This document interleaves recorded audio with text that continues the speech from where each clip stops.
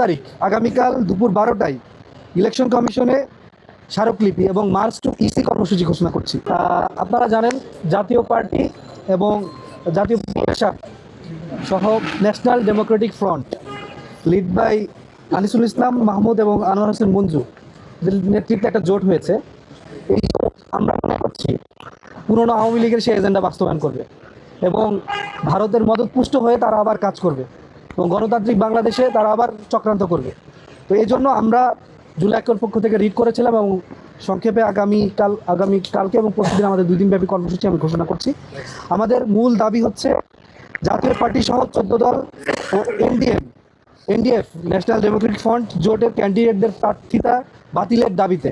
আমি আবারও বলছি, আমাদের দাবিটা হচ্ছে জাতীয় পার্টি সহ 14 দল ও এনডিএফ জোটের ক্যান্ডিডেটদের প্রার্থিতা বাতিলের দাবিতে আগামী 13 তারিখ আগামীকাল দুপুর 12টায় ইলেকশন কমিশনে স্মারকলিপি এবং মার্চ টু ইসি কর্মসূচি ঘোষণা করছি।